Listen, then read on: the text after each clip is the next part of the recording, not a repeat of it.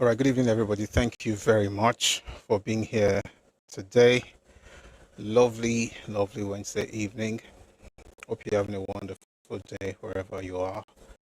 Thanks for being here.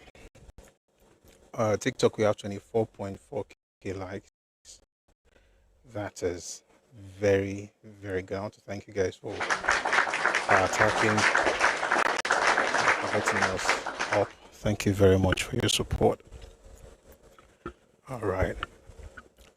So good to be here. I'm just going to check YouTube to be sure we're good, and then we can get started with today's show.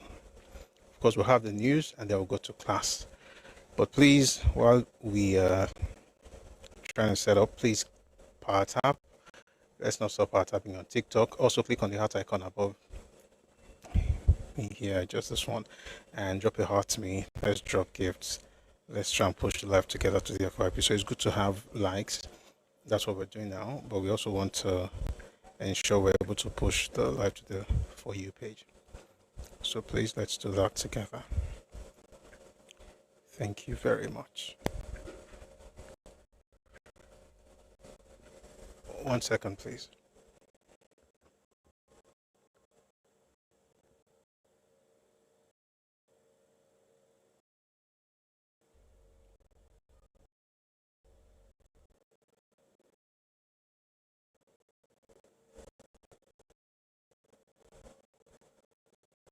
On YouTube, thank you for being here, and on Facebook as well. Always live. Also share. Thank you very much. Give me a second.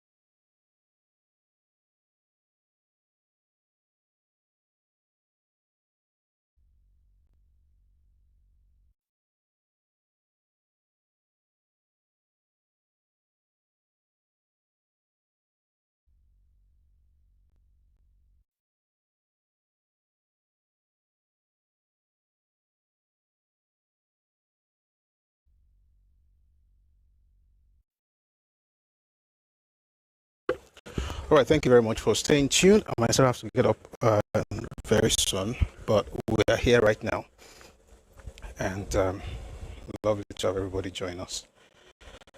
So, like we always do, we're going to have the news, and then we'll move from there to class. Today, we're going to be discussing the Yoruba-Benin connection and why it matters, part 2. Last time we had the first part, and it was quite good, but we didn't finish. And some of the things we didn't talk about, we're going to be talking about today. So, in order to get this done, please let's power tap and like the live. All right. Bumblebee says, Prof, we didn't see yesterday. Some things happened, but it is well. It is well. It is well. But we are here now, so thank God for His grace. And we'll be here tomorrow, and we'll be here on Friday as well. I apologize for yesterday. I just couldn't make it. All right. So let's have the news, and then we'll move on to other things very soon. Shall we begin?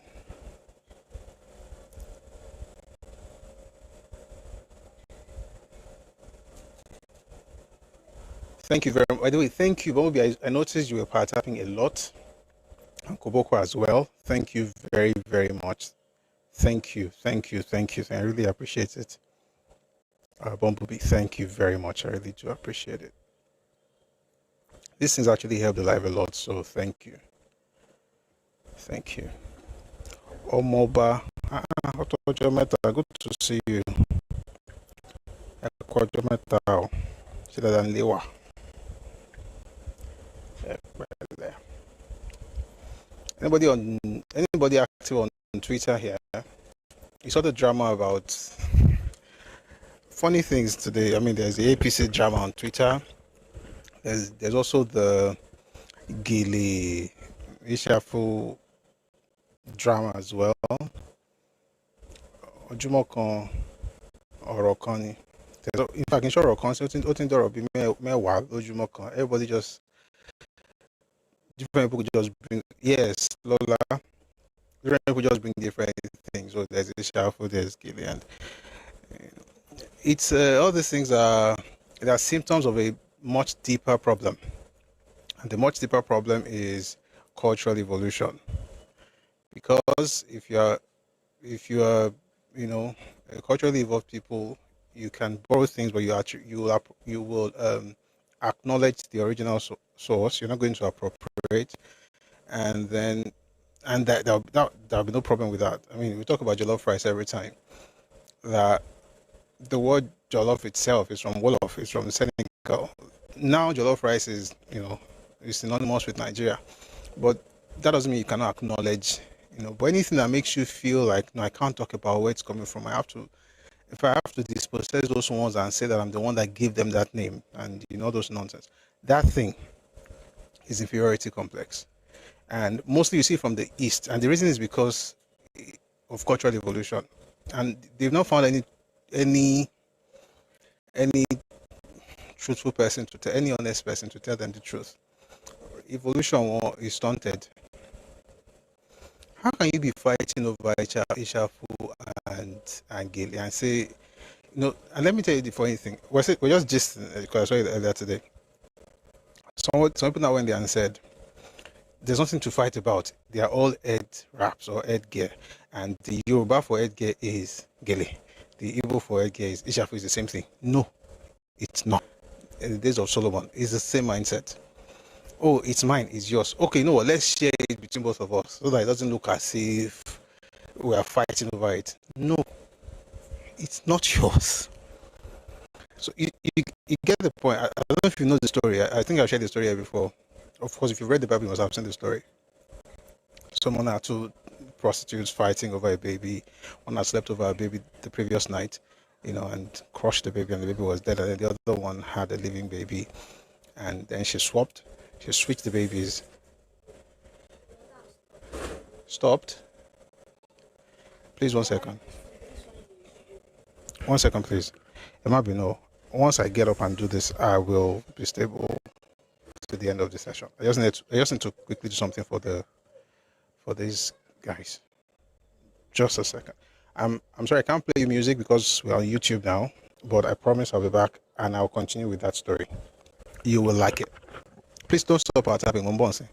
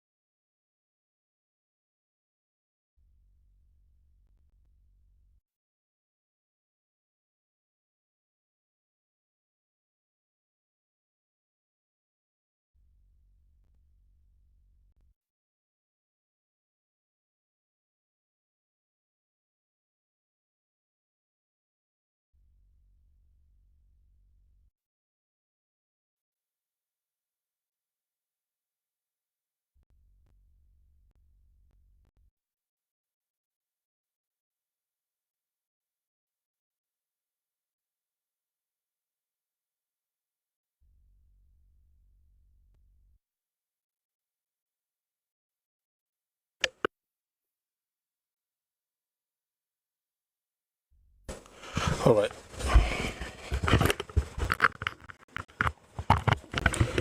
All right. Thank you very much for staying tuned, and thanks for understanding. I have to do some other things to make things work, but we're back. All right. So I was talking about Solomon, right?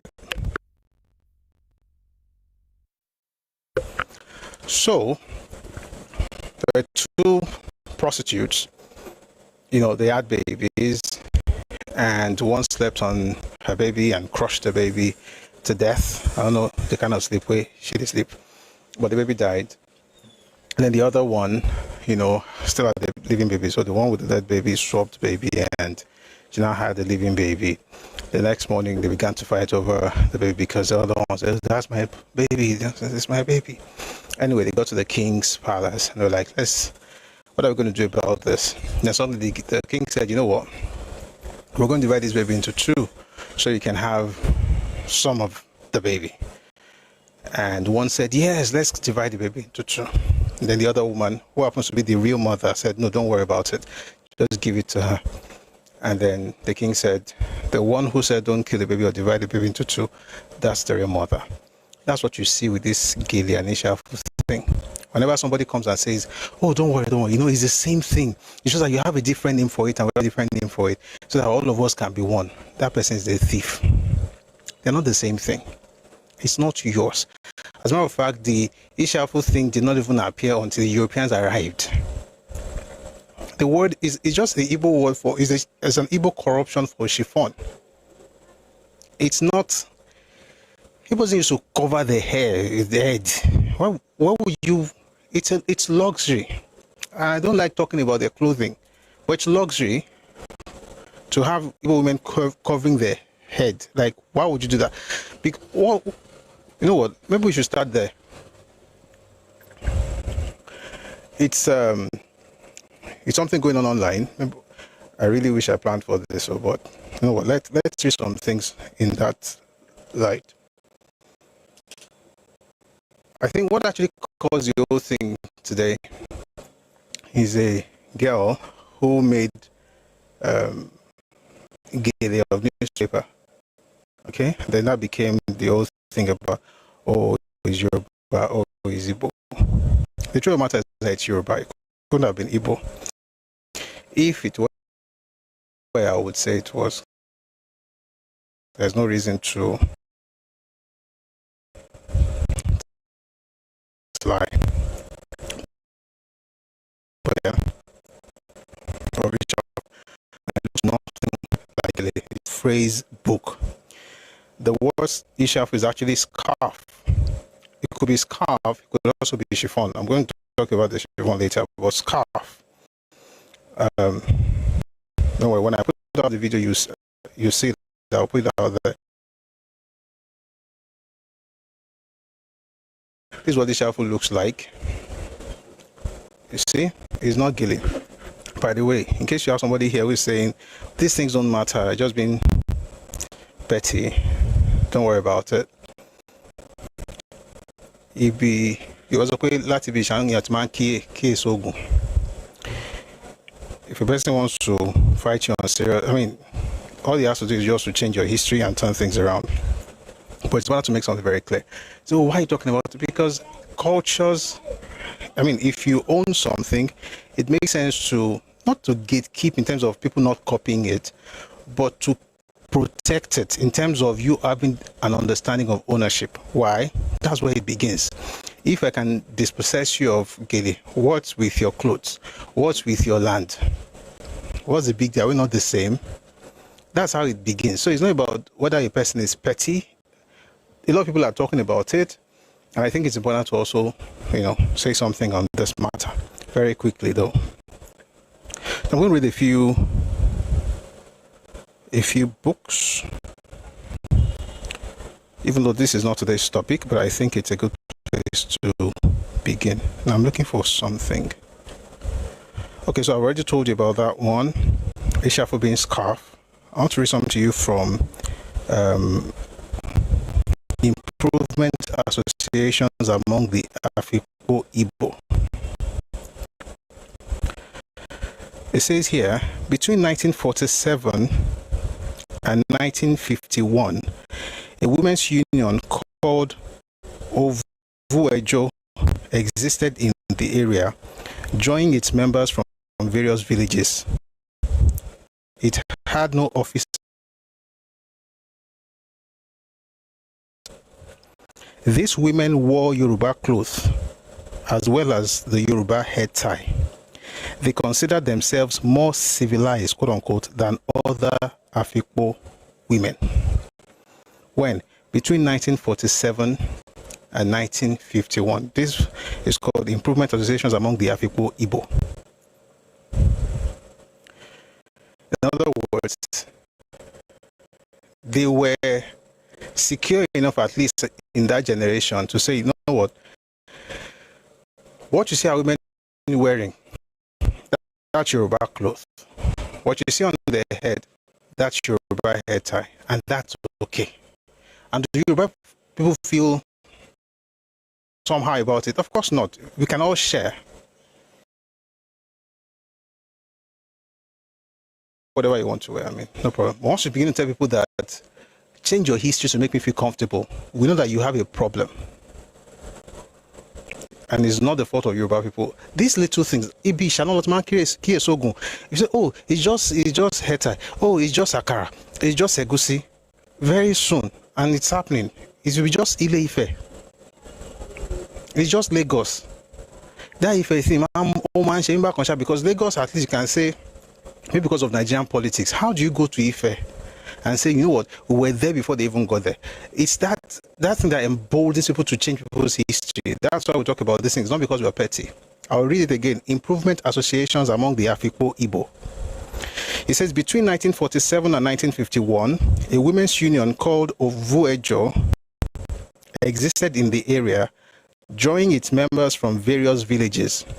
It had no officers, though its one literate member kept its financial records.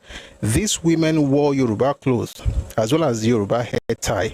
They consider themselves more civilized than other Afikpo women. So the fact that they had something of the Yoruba people made them feel much better than others. It's just what it is, and there's a reason for that, by the way. It goes back to what pieces of clothing they wear in Igbo land, and I think we're going to get to it.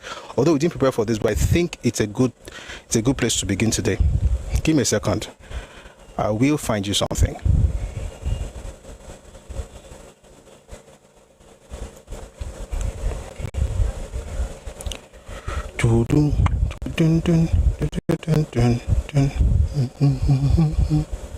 Okay, what's more between my experience? This is not today's topic. We'll still read the news, then we'll go to class and all of those things, but this one is as important.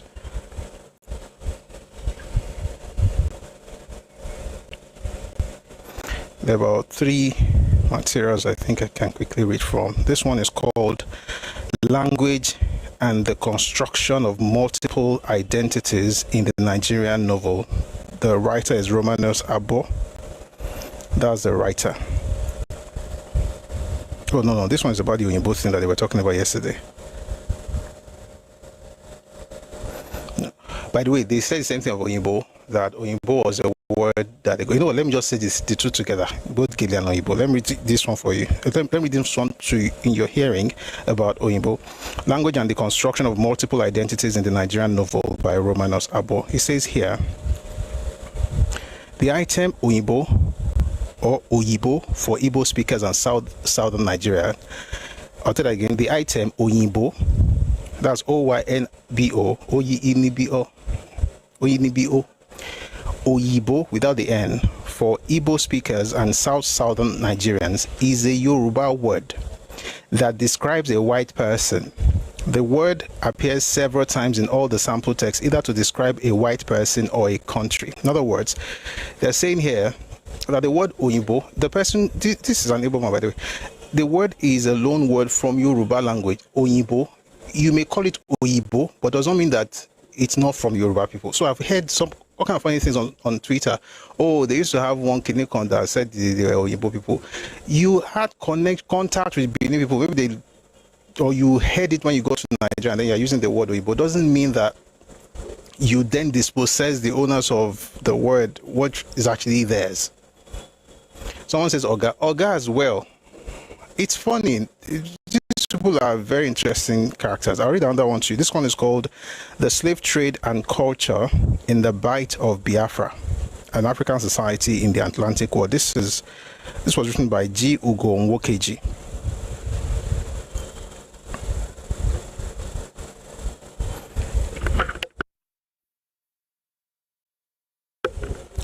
And this is for the Igbos who say that they are the one that they used to call Oyinbo, white people Oyinbo, and they loaned the word, they created the word, which is a lie, by the way. I want to read something to you from this book. It's called The Slave Trade and Culture in the Bight of Biafra by G. Ugo Nwokeji. It says, Acholonus interpret Oyibo, Oye Ibo, that's O-Y-E, E-B-O-E, Oye Ibo. The name Ekwano claimed its people called red-colored slave traders as Oyibo, claiming it is the term the Igbo used to refer to light-skinned people rather than Europeans.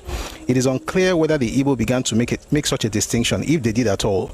The Igbo referred to white people or Europeans as Beke, that's B-E-K-E-E. It is likely that late 19th and early 20th century Igbo may have borrowed Oyibo from the Yoruba, who used and still use it to refer to Europeans or white people, which is probably why that reference is more current among the Western Igbo, who had greater intercourse with the Yoruba. It's unnecessary to begin to rewrite history, but you see, we are going to claim everything at Egusio, at Oyibo, at Gelio, at whichever one. Everything. Not to say, let's hoard stuff out. Nobody should touch it. Nobody should touch it. That's not the point. And it's important to also, highlight this distinction. It's not to say nobody should touch anything that is Yoruba. It's just to say that don't be a culture vulture. Don't go around stealing people's things and appropriating stuff and saying we are all one Nigerian. Guess what? I even made it before you came. Like, you couldn't have had it. We'll come back to that Gile very soon, but I've read two things about that, right? One more thing on that Oyinbo thing, if I go back to the Gile stuff. So this is Igbo English Dictionary, Michael J.C. Echeuro. It says, the title is Igbo English Dictionary, a comprehensive dictionary of the Igbo language with an English Igbo index. So they have the word white man, and what they call that word, it's Beke. I don't know how they pronounce it in their language, by the way, so, but it's B-E-K-E-E, just like the one we read earlier. Beke Onyocha. So it's Beke, it's Onyocha, then it says Oyibo loan. In other words, they borrowed Oyibo. Then it says here, Oyibo, white person, European, Yoruba. In other words, it has Yoruba origins. Oyibo is white person in Yoruba language, but in Igbo language is Onyocha. Or Beke, however they pronounce that word. What does all this, why are we doing all of these things? To make it very clear that it makes no sense for people to go around stealing other people's clothing articles or whatever, or words, just to be able to tell everybody that, oh, we are all Nigerians. That is not going to happen. Now, I'm going to stay on this Gile thing for a bit before we go to the news. So I read from improvement associations among the Afikpo Igbo earlier. There's one more thing I want to read. Yes, that chiffon thing, I found it. Here, the word English is chiffon or French, depending on where you're coming from. The Igbo word for chiffon is ishafu.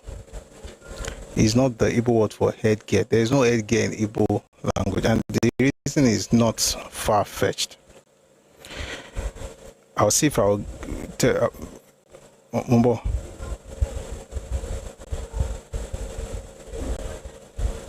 In fact, I want to read something, take another one. Don't worry, I'll tie everything together eventually. Ebonyi Journal of Language and Literary Studies. They have a subtitle in the book, right?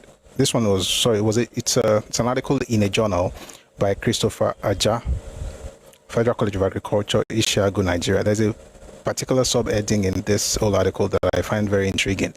He calls it Yoruba as a donor language. I'll read some things to you from here. As seen in Hausa language situation with Igbo language, I'll take that again. As seen in Hausa language situation where Igbo language borrowed to elaborate its vocabulary from different aspects of culture, Yoruba also donated to elaboration of Igbo languages. I'll take that slowly. As seen in Hausa language situation where Igbo language borrowed to elaborate its vocabulary from different aspects of culture, Yoruba also donated to elaboration of Igbo language vocabulary.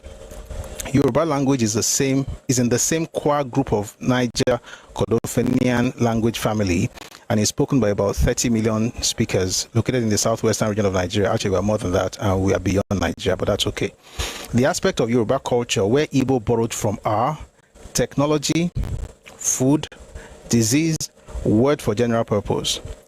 Igbo borrowed little from Yoruba technology and its words, unlike from English and the Western technology. The words borrowed from Yoruba language of technology are for cultural area, buba, agbada. Buba is Yoruba native cloth and is borrowed into Igbo language to represent the same ideas in Yoruba. Agbada is also borrowed.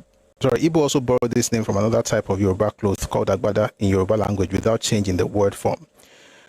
A lot of words were borrowed from Yoruba food culture. These are traditional Yoruba foods which are now being eaten by Igbo people but do not have Igbo origin. Akara, egusi, agidi, moi moi or mai mai, alibo. So akara is akara, egusi is egusi, agidi is agidi, mai mai is moi moi, alibo is elubo. By the way, in case you are, this journal is called Ebony, Journal of Language and Literary Studies. And the title of this article is Borrowing to Enrich Language Vocabulary, Lesson from the Igbo Language. And just to be clear, this is not a superiority contest, right? Most languages, if you're an exposed people, most likely you're going to borrow from different places. There's no big deal about it. The crazy thing is when you tell people that you borrowed from, they are the one that created what they loaned you. We'll take it back.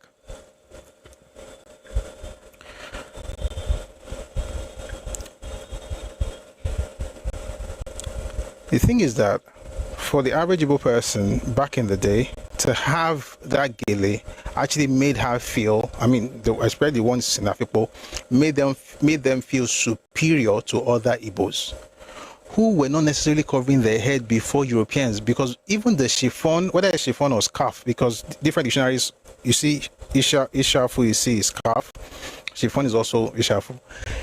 That was something that came later.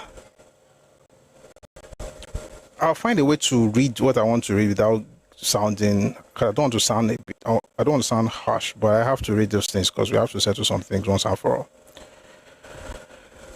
I saw some people on social media saying, this is Gele, this is Ishafu. The one they are calling Ishafu is also Gele, but the person wearing it is Igbo. Just because an Igbo person is wearing suit and tie doesn't mean that suit and tie is like the head woman you wear in Igbo land is not native to Igbo land.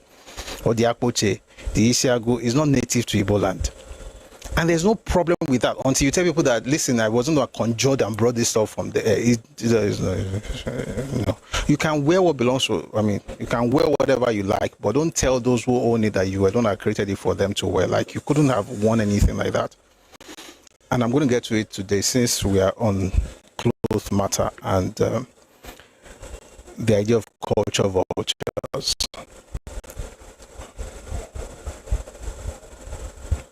Let me give you an example. Let me show you one of the examples I'm talking about. Look at this. I'm sure you know this person, but Kinaway.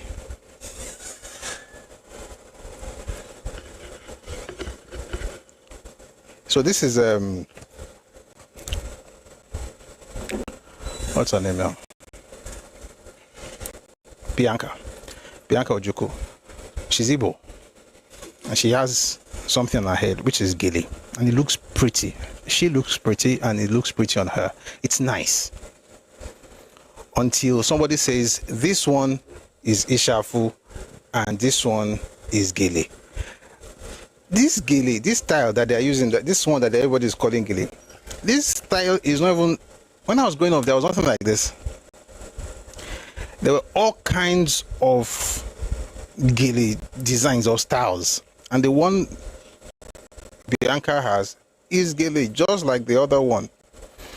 There are different styles. Doesn't mean that one style is one that's Yoruba. Everything you are using, you copied, and there's nothing wrong with that. Just, you don't even have to admit. Just stop telling people that you took something from them.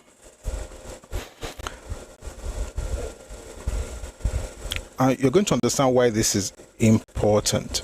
So again, when people say things like this is Ishafu, this is Gele, but it's actually the same thing. They say, oh, we call it Ishafu. You don't call it that.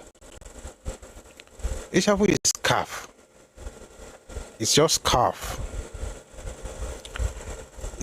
Pavik, now you go tire. Now you go tire. It's calf. It's not headgear. It's not what your Bible use. Now that you are in Nigeria and not in Loju, like you are now civilized, you can now use it. Feel free to use it, but don't change it. Don't tell people that, it's something.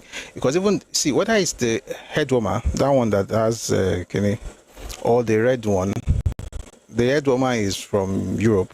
The red face cap, that one is from Turkey. The Ishafu, that's from France and England. The Gele is from Yoruba people. You got these things from different points. There's a reason that happened, and I want to get into that reason now. I'm going to read you a book from 1866. It's actually quite funny that this was not supposed to be the path that we follow today, but thanks be to God, everything was good for good, happy. Okay. There's an assumption in this country that we are all the same, and that people can be disrespectful and appropriate what belongs to other people. That's not going to happen. Listen to this. When we arrived at Onitsha in 1857, this was published in 1866. The book title is, let me look for the title for you. One second. A Charge Delivered on the Banks of the River Niger in West Africa. Written by Samajai Crowther. This was in 1866. It says, when we arrived at Onitsha in 1857, we found the people in a state of idleness and with attendant evils. They were scantily and filthily clothed, and in a state bordering upon starvation, especially before the cessation of the old and the ripeness of the new crops. I won't go into the food part today. Let's just leave the food today. The point is just that they were scantily and filthily clothed. There's another material, if I find, I'm going to read to you, where it talks about what they had on. What they had on essentially was something to cover their privates. Okay, the top, I hope I have it here. It's one of the books, but I don't know where I left it. See, God is good though. I just found it. Pre-colonial Igbo women had waist wrapper. They called it ogodo. It's short for maidens and longer for married women. It covers the lower body. They are often bare-chested or minimal top. They have heavy jigida waist beads, and then later on they began to have simple ishafu headscarf. The truth of the matter is that I want to find a way to say it as respectfully as possible, because it's important to be respectful in all of this. But if people don't have, okay, let's say it this way: if people don't have enough clothes to cover their body, you think they'll be covering his head, they'll be covering all over the place. And if you want to cover the head, is that kind of material, that gilly material that you're going to use when your body is not covered. Somebody says somebody will now come and tell us that where two rappers start from is Igbo land. Two rappers. There was no one rapper, let alone two. That's why when these guys started saying that everywhere they have two rappers is Igbo land, I'm like, is everybody okay where these people come from? There wasn't any, let alone two. The idea of having two rappers is even actually See, I don't like saying that we did this, we did that, but let me just say it in this. Let me say it this way: Yoruba women will have iro, then they have ipele, then they have ibonu. This is not about last century or 2 years or 2 centuries ago. That's how they dressed. They had iro, apart from buba. Buba is the top. They have iro, that's the wrapper. They have ipele, toma wilori wrapper, that's the second wrapper. Then they have ibonu, the one they put here on their shoulder. You must have a lot of clothes to be dressing like that. That's the point. Folks who were filthily clothed in 1866 cannot be telling people that whatever they see people wearing, when they didn't have it, they somehow were the one that loan, or we have the same thing, we just give it a different word. That's not how it works. And again, this doesn't mean that don't use it. Of course, use it. Enjoy, use it, but don't change history. In fact, there's one I just remembered right now. Give me a second. I just remember this. It's from the book and by the way, notice I'm quoting books. So if you want to get angry, just go and meet the authors. God will bless you. This book is called The Tragedy of Victory by Godwin Alabi Sama. There's a page that's quite interesting that I think is going to help us here. Listen to this. In the eastern region of Nigeria, with Enugu as its capital, Dr. Michael Okpara, the premier, on board. Even in the eastern region of Nigeria, with Enugu as its capital, Dr. Michael Okpara, the premier of the region, put up an edict in 1963. Not 1923, not 1823, not 1704, not 20,000 years ago, not 5 centuries ago, 1963. I have siblings that were born before then. Just to tell you that it's not that long ago. Although it's but it's not that bad. Listen though, in the eastern region of Nigeria with Enugu as its capital, Dr. Michael Okpara, the premier of the region, put up an edict in 1963 declaring that anybody that came to Ogbete market in Enugu naked would pay a fine. And that was how second-hand clothing called Okrika Wake Up was introduced into Nigeria. The leader of the western region of Nigeria, Chief Obafemi Awolowo, warned the people in a presidential campaign later on that the introduction of second-hand clothing into Nigeria would kill our textile industries. They hated him for that. Today, no textile mill is standing in all of Nigeria, while second-hand clothing business booms, and so is unemployment.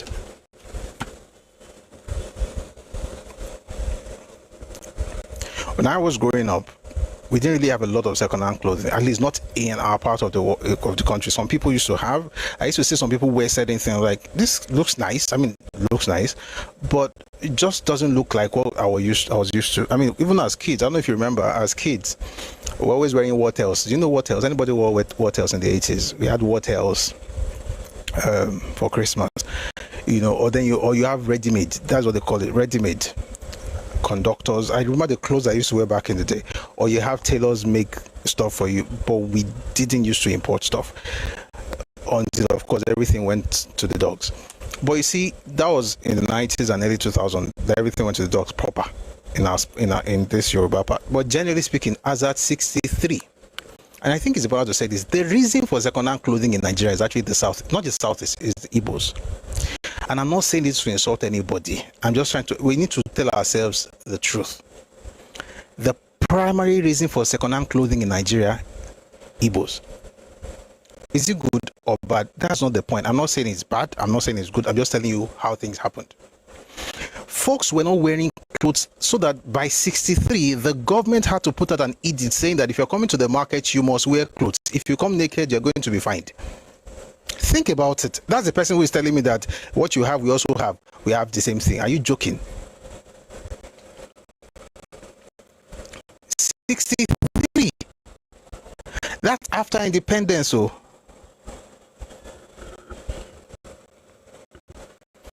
and because of that, one of the answers they had in their genius, one of their genius answers to that problem was to import second-hand clothes. Meanwhile, you could have worked with the textile mills in Nigeria to solve that problem, but Awolowo said something later on that this thing you are doing is going to destroy the textile industry in Nigeria, and it did.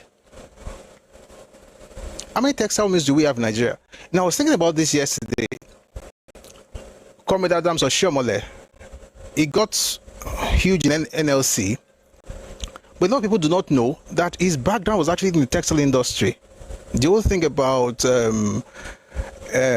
labor unions and everything, it was in the textile industry.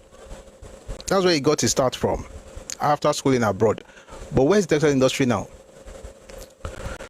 You know, in Yoruba land, I don't know about you. If you remember, please let me know.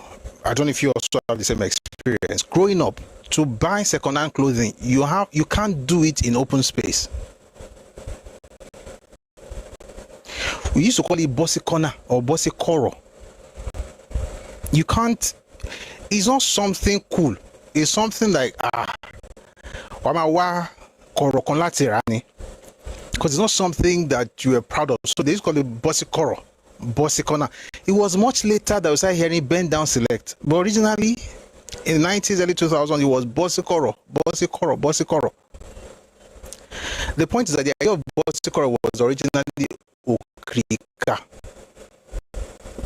They call it here okrika wake up, and it was the answer to the fact that people were coming to the market in Enugu naked up until the 1960s. How can you come out from this place and be telling people that you're the ones that make clothes for them and you're the one that give them gilly and that you have the same thing, it's called the same thing? Are you dumb? Look at pictures of all the politicians from Igbo land in the 1950s and 60s. They were all wearing agbada and wearing Yoruba caps. And is there a problem with it? No, there's no problem. It's not wrong. It's not bad. It's okay. There's nothing wrong with wearing Yoruba clothes. I could decide to wear Hausa clothes. In fact, today I could decide to dress like somebody from Nigeria Delta. It's okay. What is not okay is for me to tell the owners of those clothes that, hey, I made it. All the things you're wearing, now me make them. It's like when they talk about this Akwete, they're always shouting Akwete. Akwete got to Igbo land through the Ijaws. I mean, the design, the material got to Igbo land through the Ijaws, who called it Ikaki. But the Yorubas that sold it to them, the Jebu, they call it Asholono. The same Asholono got to Ghana and became Kente. He got to Ghana through the Portuguese and through traders from our space, but largely through Portuguese. They will buy Asholono in Ijebu, they will sell to Ghanaians and then buy gold from, and exchange for gold in Ghana, and then on their way to Europe. The Ijaws bought Asholono and then they called it Ikaki. They were the ones responsible for the spread of the popularity of that material in the Igbo hinterland. Much later, they also began to do stuff according to the pattern of the Asholono. You hear them talk to them. There's nothing wrong. Listen, we all copy, we all learn, and sometimes, I mean, some people it's original, some people they copy, but that's fine. What you just don't do is to become so disrespectful to folks who were gracious enough to share with you and tell them that they are stupid and that whatever it is they own actually belongs to all of us because we're in one country. That's nonsense. And it's not unity. I read a number of books and I know I was very fast reading those books, but I hope you caught the names, the title of those books, so that it doesn't look like we're making things up. But if you need me to, I'll probably go back and read them again. Someone says Ojukwu speaks Yoruba fluently. Yeah, because he grew up in Yaba. Ojukwu was in Yaba now. If you read Shoyinka's, there's a book, there's this one, no open soul. You must set forth at dawn. If you read You Must Set Forth, and we could, but that's not this topic. But if you read You Must Set Forth at dawn, he talked about how he had always known Ojukwu, even from youth. They knew each other. Azikiwe also went to school in Lagos. He could also speak Yoruba. Many leaders from the Southeast in the First Republic, a number of them actually were not even born in Igbo land, let alone grow up in Igbo land. Some of them were born, some of them grew up. Like Ojukwu was born in Zungeru, just like Zeke. But after a while, Zeke went to school in Calabar. He also went to school in Lagos. Ojukwu also went to school in Lagos. And it's not a problem. You know, the real issue is just folks who are dedicated to appropriating what belongs to other people. And in case you are here and you're like, what's the big deal about this? I want to read some. I hope I find it quickly, though. I hope I find it. But I'm going to read something to you. This happened, I think it's, one was Mexico, the other was in India, and had to do with Adidas. Number.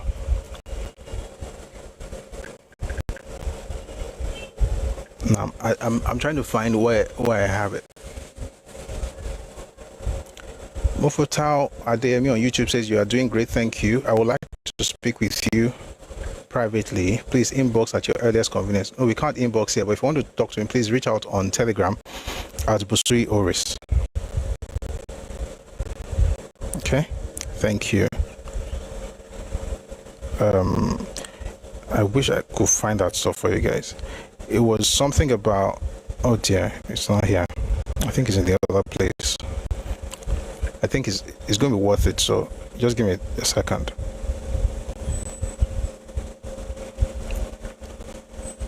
It's about appropriation, essentially. All right. I think I found it.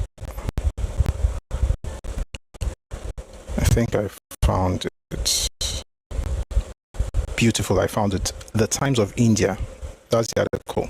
Well, that's the newspaper. I'm going to read you some news items. Failed to show respect. Adidas designer Willie Chavarria regrets Oaxaca slip-on, accused of copying Mexican design. Let me quickly read to you. U.S. fashion designer Willie Chavarria has said he regrets that sandals he made with Adidas copied a traditional design from Oaxaca in southern Mexico. This is what he said. I deeply regret that this design has appropriated the name and was not developed in direct and meaningful partnership with the Oaxacan community, Chavarria told AFP. Chavarria further admitted that the sandals failed to show the respect and cooperation owed to the community of Villa Hidalgo Yalalag, where the original design is believed to have originated. Chavarria is of Mexican heritage. In authorities, that is also from, he also has Mexican heritage, but authorities in Oaxaca in Mexico had complained that the Oaxaca slip-on sandals were a reworked version of the Urachi, a style made only in that region, which has one of Mexico's largest indigenous populations. Quote, collective intellectual property and the heritage law must be followed. The shoe features thin braided leather straps in a style tied to cultural heritage of Zapotec indigenous communities in Oaxaca, particularly in Villa Hidalgo de Yalalag. So, the person, this Willie Chavarria, he has Mexican heritage, but he's not from that area. He decided to design slippers for Adidas because, of course, he also had Mexican heritage, but it was a copy of a particular style or type that they use in Mexico, and those ones, asked Adidas to do the needful because they call it collective intellectual property. It said that we don't count things. Everybody can just do anything. We are all one Nigeria. Because very soon you just hear now that they are the ones that created the fair. There's no respect for anything.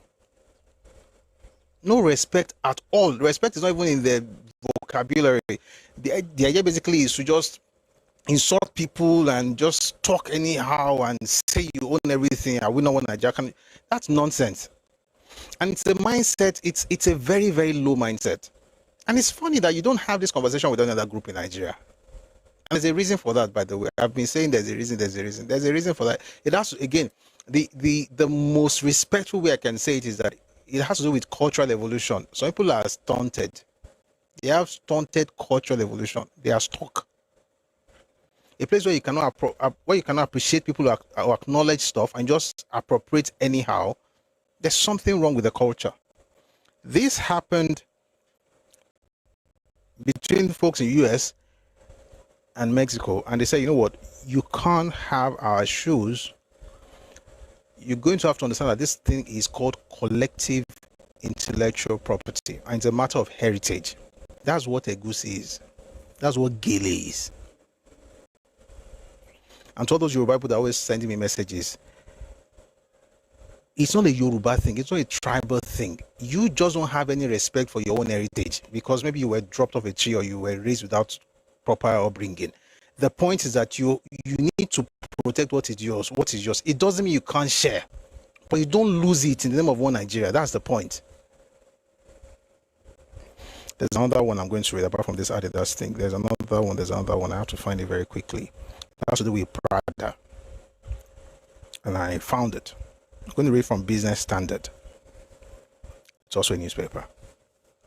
Prada admits Kolhapuri chapels inspired footwear collection after backlash. Days after featuring footwear inspired by India's iconic Kolhapuri chapels in its Milan show, luxury brand Prada finally acknowledged its source of inspiration. The brand on Saturday conceded that footwear showcased in its Spring-Summer 2026 menswear line was inspired by India's traditional Kolhapuri chapels, named for the Maharashtrian city where they were first made. Kolhapuri chapels were the inspiration behind the footwear featured in the Milan show, the Italian luxury label said, according to a report by the Press Trust of India. The admission comes amid a growing backlash in India, where both officials and artisans accused Prada of cultural appropriation and overlooking the heritage behind the handmade leather slippers. The footwear presented at Milan Fashion Week closely resembled... Oh dear. Oh, I'm going to read that part. The footwear presented at Milan Fashion Week closely resembled Kolhapuri chapels' traditional leather flip-flops with a toe strap made for generations by artisans in Maharashtra and Karnataka that firmed up its name recognition after being featured in a 70s Amitabh Bachchan film. Let me read the letter that Prada wrote. In a letter addressed to Lalit Gandhi, president of the Maharashtra Chamber of Commerce, Industry and Agriculture, Lorenzo Bertelli, Prada Group's head of corporate social responsibility, CSR, wrote, quote, "We acknowledge that the sandals featured in the recent Prada Men's 2026 fashion show are inspired by traditional Indian handcrafted footwear with a centuries-old heritage. We deeply recognize the cultural significance of such Indian craftsmanship." That's what sensible people do, especially when they've been caught. They don't dig in.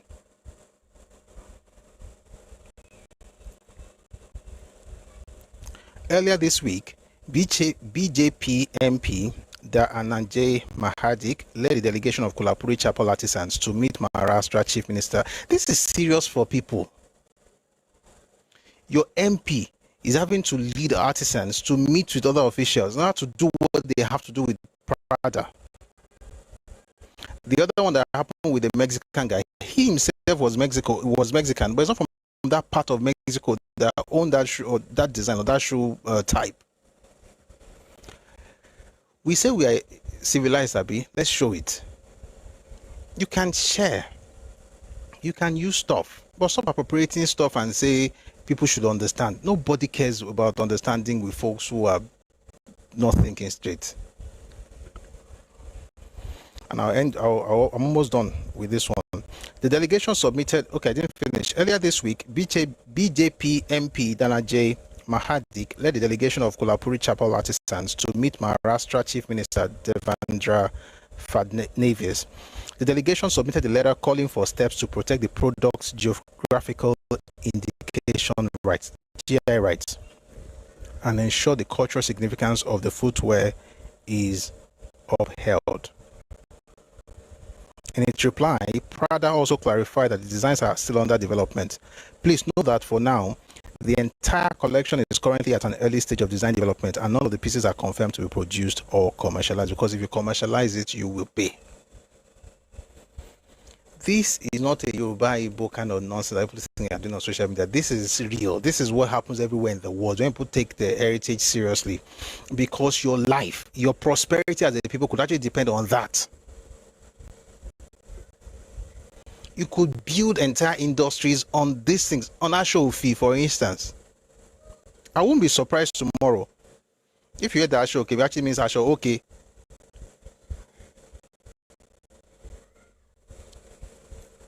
Because anybody can take anything, and we all want Nigeria. Eh?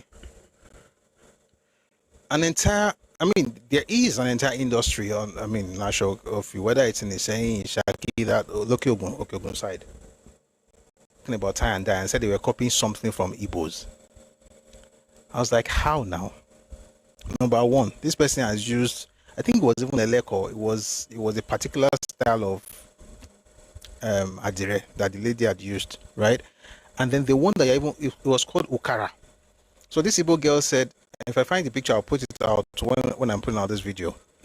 She said, oh, this girl had won, she's a Yoruba girl, she did this stand, adire stuff, and it was really good, and she won an award or something like that. And this Igbo girl went there and said, you have copied Ukara. Number one, it was not Ukara, it was actually adire. Number two, the Ukara you're talking about is not even yours. It's from Cross River State. Just like in CBD. CBD belongs to Ejagam people, not Igbo people. You are just appropriating things from everywhere. And you could easily appropriate things from the Southeast at the time because, number one, you had a relationship with some people in the Eastern region before Nigeria happened. Number two, when Nigeria happened by 39 and then by 46, 47 after Rita's constitution, you became the head, the majority ethnic group in that region. So you're just appropriating anyhow. CBD is not Igbo. Ukara is not Igbo. And we can go on. I'll just stop there for now. The other people can come and tell their story. But the point is, you don't have enough to be policing anybody. If you don't even, the thing you're even policing people for is not your own. The one that you should be just farabale, just be doing things gently. Use what you have. If you want to use it. But you can't appropriate. We're not one nation. We are not. We're a country with many nations, and each nation has their own culture. If you're going to take something from others, acknowledge it. It's not going to kill you. And this is something also that people have to get, and their elders need to speak up. Because all these clowns and I've noticed also, this is actually the shameful part. This is the shameful part. You listen to the elders, they sound exactly like the young ones. Very unaware, socially unaware. Just talking as if, and again, it's a symptom of where they are in cultural evolution. It's what it comes to at the end of the day. I read all this Turenchi that I read earlier, right? I read all those things so that you understand that this thing is not about, excuse me, what's that? Okay. It's not about, don't do tribalism. This is not about tribalism. Nobody has time for that. This is about folks understanding that just because you eat akara moi moi does not mean that you had akara. What you had was and it's whatever it is. I've never said that to nothing for it because I've heard about it. It doesn't sound very nice, but it's okay. To each their own. You can eat whatever it is. I can taste your own if I like, but I don't. But whatever happens, even if I taste it, I will still say it's yours. Developed in Ikorodu. You know that the person has to be a thief. In case you're just joining us, I'm going to end with this Gili thing I read earlier, because it's very important that we remind ourselves how far we have come as a people. Somebody says Okpa is Gala. I don't know if Okpa is the Gala. I don't know about that. Maybe it is, I don't know. But I wouldn't be surprised. Again, I'm going to read this in from Improvement Associations Among the Afikpo Igbo. It says, between 1947 and 1951, a women's union called Ovuejo existed in the area. Drawing its members from various villages, it had no officers. though its one literate member kept its financial records. These women wore Yoruba clothes as well as the Yoruba head tie. They considered themselves more civilized than other Afikpo women. Like I said, all Igbo politicians in the first republic, all of them had two choices of clothes. It's either they wore suits or agbada. Not agbada as in, no, we're all the one that Yoruba people have with the cap. Sorry, I have a retard who is always coming here, and I think it's important for me to just mute you because you get my consort. Let me just mute you for 5 minutes. You don't think, and it's a style that you guys use. I know, Pavik, I'm talking to you. An able person will say some very stupid things. Somebody will respond. You and the rest of your market, let's say, you'll be correcting the person responding without ever talking about the thing they're responding to. Are you dumb?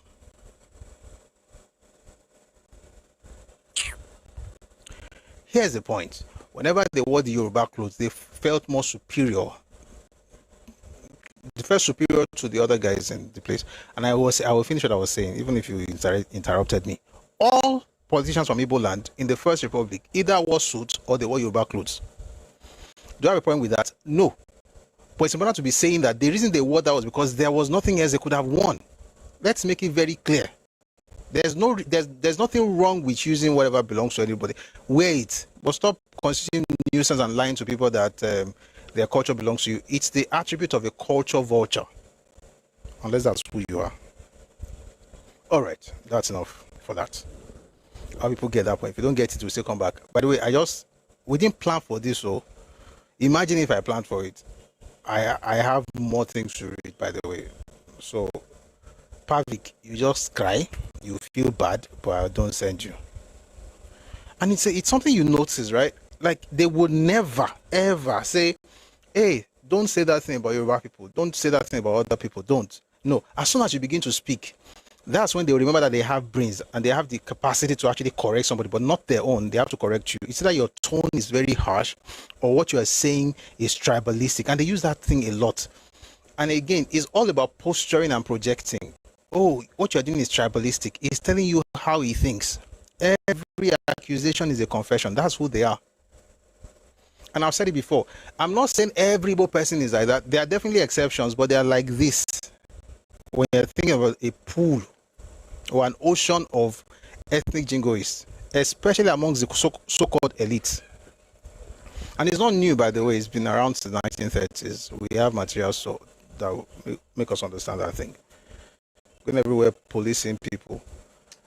I'm even glad I muted you. I'm about to just send you home. You're not serious. Why don't you guys do that thing? It's like you're not thinking. You never correct yourselves. You always go after people who are responding to the nonsense you are saying, just to make you feel as if you have something upstairs. You don't.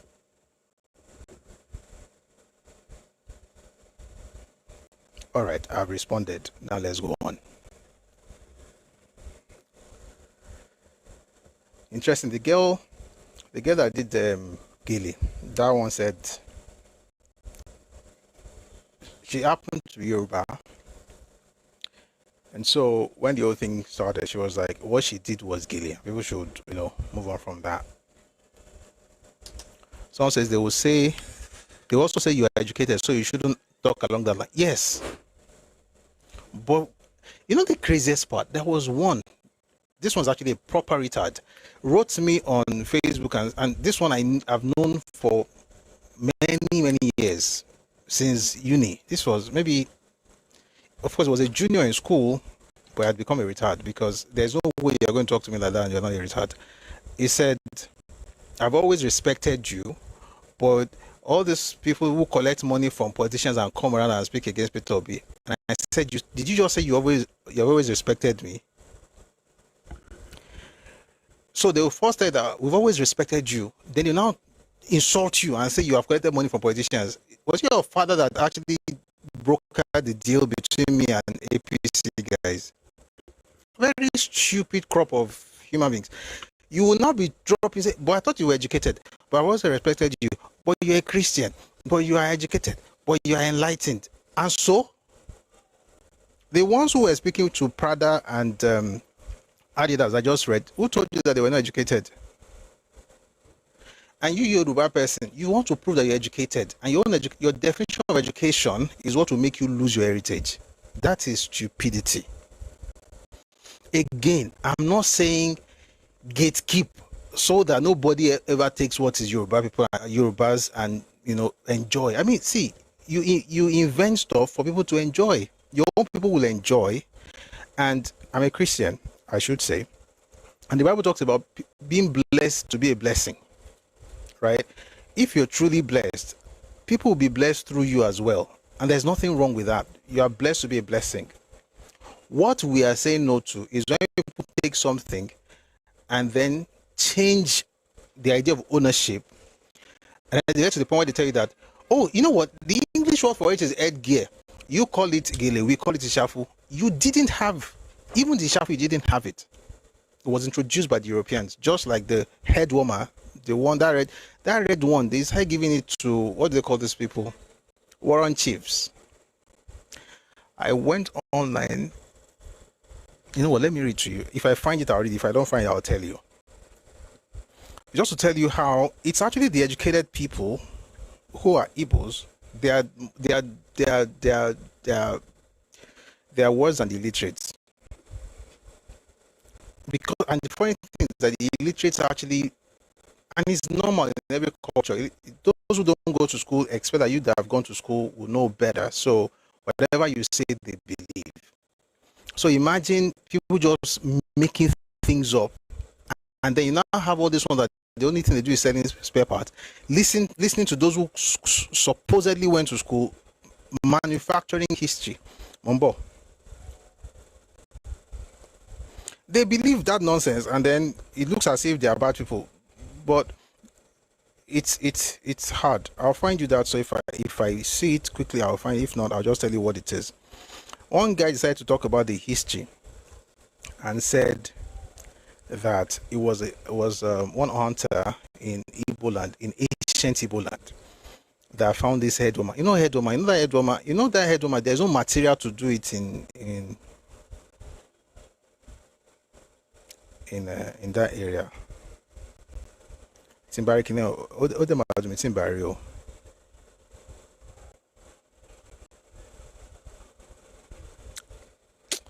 Is God not good? God is good. I found it.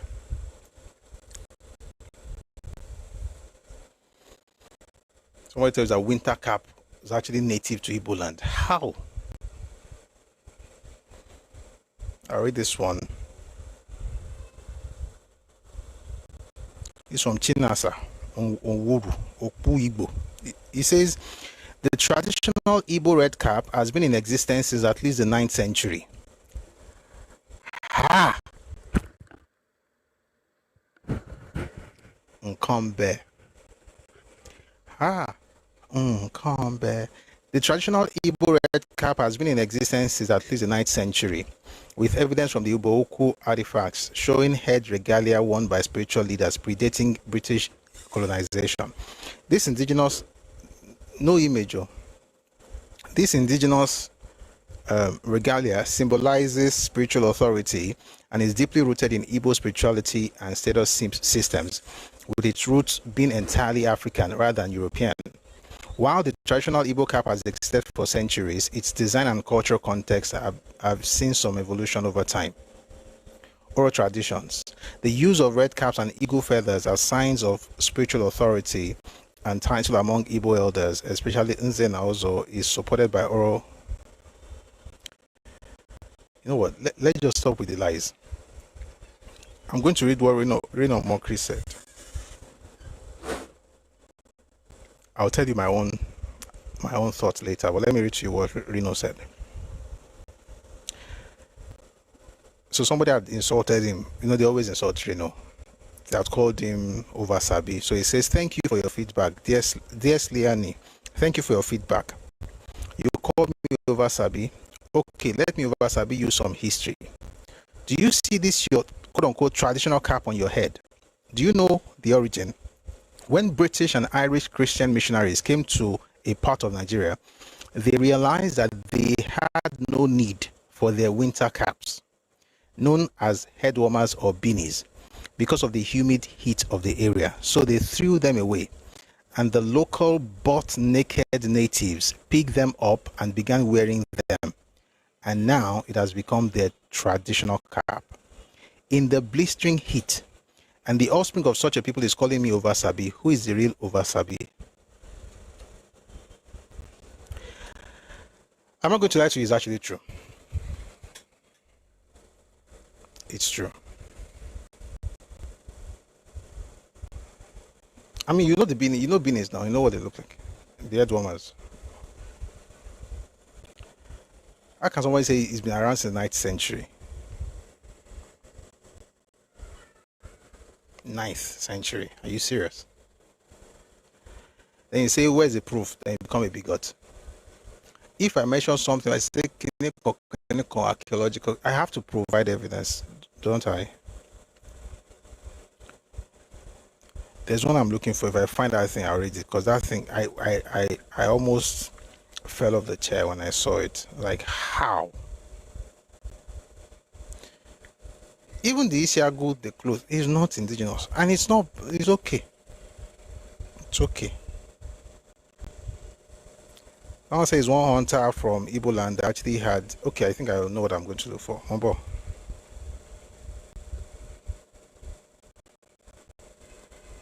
It's one hunter in Igbo land that first came with that cap, and since then everybody has been using it. I was like, why are you lying?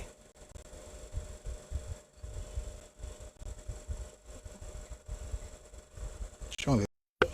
Are you ready for Fabu? It is true. This person is actually quite serious. So I don't want to talk about. If I can go and look for his Oku ID, that's the name of the. Okay. Okwagu hat, symbolism, history, and cultural significance in Igbo tradition. The guy says the Okwagu hat is a knitted woolen hat, somewhat cone-shaped with a bob at the end.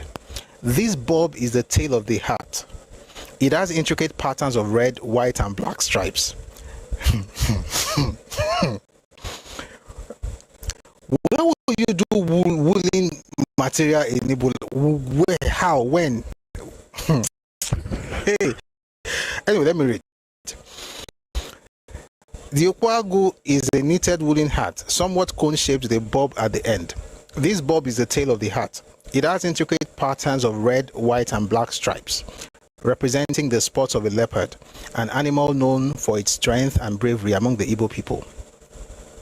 The Okwagu, God help me, I need strength to read this thing. The Okwagu is traditionally worn by warriors in Igbo land.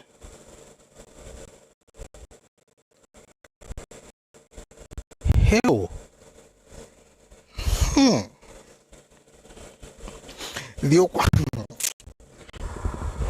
I carried this with a straight face. Man, how did you get... Okay, the Okwagu is traditionally worn by warriors in Igbo land, especially by the men of Oafia, Abiriba, and other groups from the Aro and Afiko regions in Abia and Ebonyi State, Nigeria. These regions were used as mercenaries by the Aro Confederacy and are collectively known as Abam warriors. No! Sorry, guys, sorry. Sorry. The Abam warriors were not even Igbos. They were from present-day Cross River. They were led by two brothers who eventually led the fight, the war against the Aro, who were not Igbos either. They were Ibibios. Jesus is Lord, man. Gosh. Who did this to these people? Who? Just be... That's why we're reading the other one. This is last time. That one was saying tortoise brought.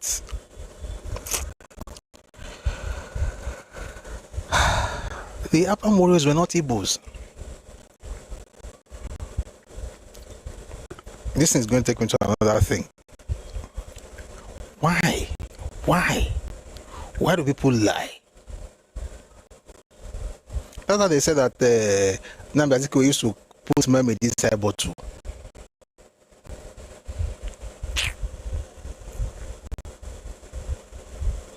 I want to look for the names of the brothers that actually led those people, because it's important. Since I've mentioned it,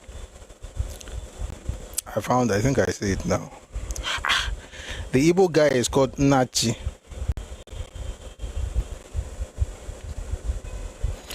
There's an Igbo priest who actually got the twins Osim and Akuma Nubi, and they came from Eastern Cross River or Ejagam region.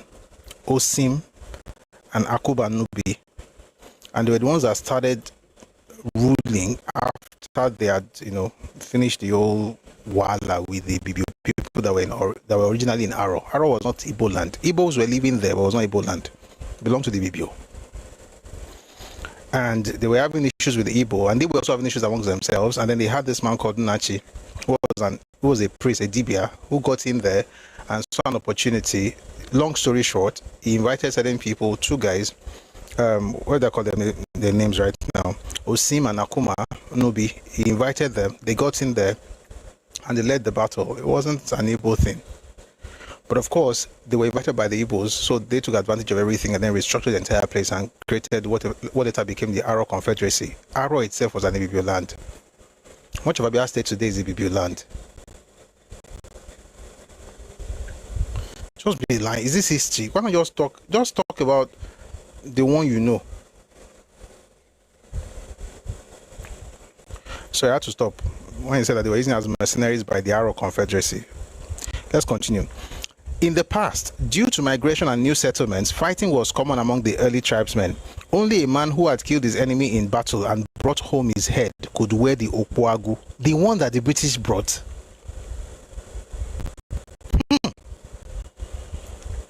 Only a man who had killed his enemy in battle and brought home his head could wear the okwagu adorned with an eagle's feather, showing his bravery and strength. The hats were said to be dyed with the blood of enemy soldiers. He would then be eligible for initiation into special societies like the Ogbuisi. It's enough Lamba for one day. There are some other things they wrote there, but it's enough. It's enough. Something that Onyibo blessed you with. You are saying that it belonged in the Kinnikon century. Hunters used to use it, and warriors fighting Aro Confederacy. Why would Aro Confederacy need this kind of cap in this kind of weather? I mean, think about it. We live in the tropics. Number one, where we get this material to do? We can't ship. You get one day do this thing using that. You shall not say Nalam Baba.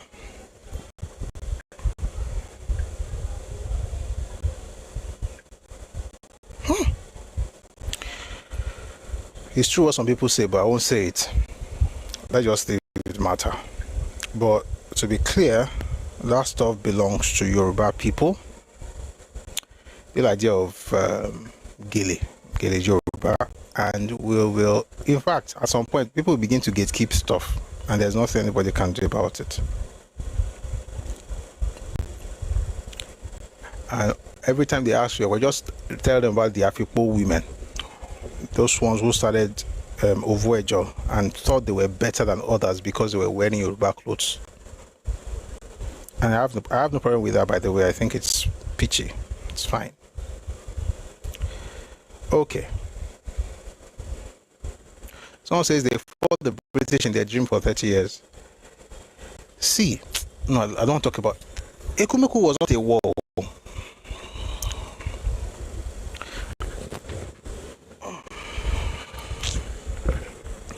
And even the Ekumeku thing was more of Western Igbos. By the way, internet is free. We can all read this thing and find it. We can all read it. It's not. One of the things I used to tell people when they shout, Kinnikon, they fought a war, okay. Tell me one person who fought in that war.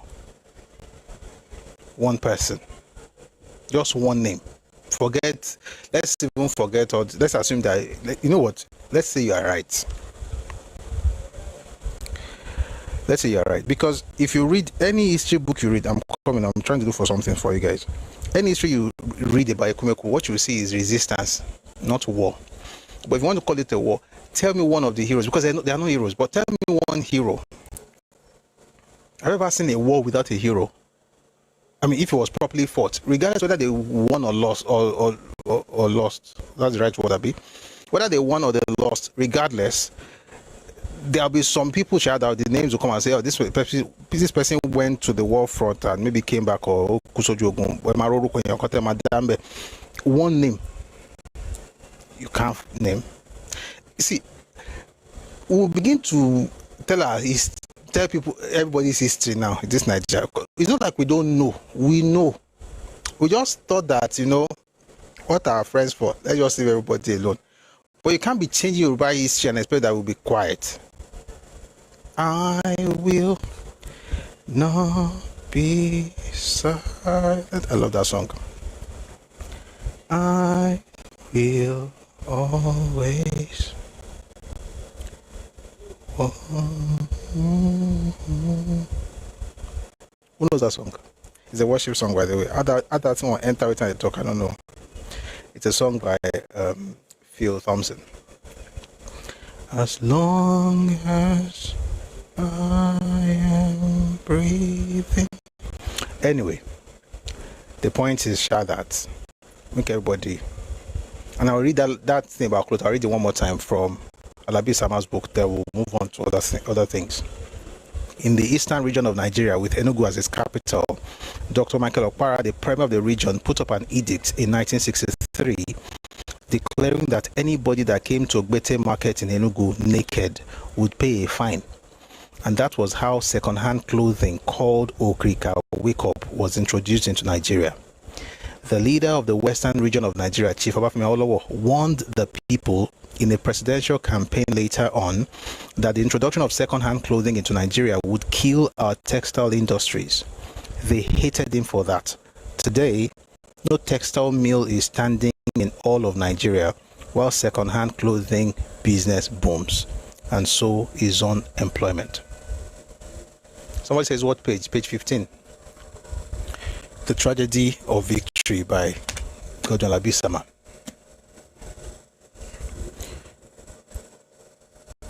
That's your history, and it's nothing to be ashamed of. I mean, there are people who are not even wearing. In fact, let me read something to you from this book. There are people who are not wearing clothes in the Middle Belt, in the Coman Hills, in the 1990s, and they were found, and people sent stuff by NCCF, Nigerian Christian Corpus Fellowship, which I belonged to when I was 7, proudly so. Very nice organization. But does that change the fact that they are humans? Of course, they're humans. They are humans. It doesn't change the fact. It's just whenever you wake up is your morning, no problem. But you can't wake up in 6:30. Since it's telling them, by the way, there are many reports. There's one from New York Times. If we're really, you know what, somebody wrote something in the comment section, I will read it. We have to begin to tell ourselves, like, let's respect ourselves. I'm going to read something to you from New York Times. African nudity banned. This is another case, so apart from the one that happened in 63, this is another case. Nigerians must don clothes along with independence. This was just before independence. Lagos, Nigeria, July 3. With Nigerian independence approaching, government officials are pleading with Africans to wear clothes. Abakaliki province officials said it would not be dignified for nature-loving Nigerians to go naked in independence as they did under British colonialism. In all, not even a fig leaf, much.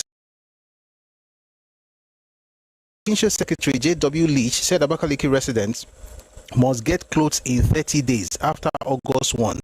Any person found naked or scantily clothed will be prosecuted, the secretary said. That was just before independence. You can't listen. Anytime you wake up is your morning, and there's no problem with that, right? But don't come from spaces and tell. It's even disrespectful to be comparing Yoruba with this nonsense. There was an archaeological work that was carried out in Ife last year.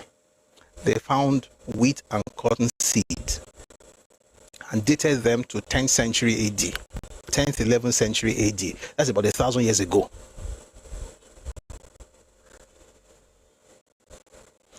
And they're saying around 12th century AD, there was a thriving textile industry in Ife.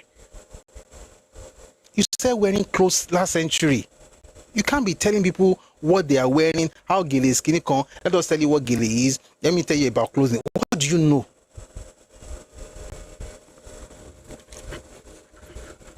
Just enjoy the grace of God. Let's all of us share what we are sharing. Wear what you are wearing. God be with us till we meet again. No problem with anybody. We are all Nigeria. Good people, great nation. Let's share. But don't come around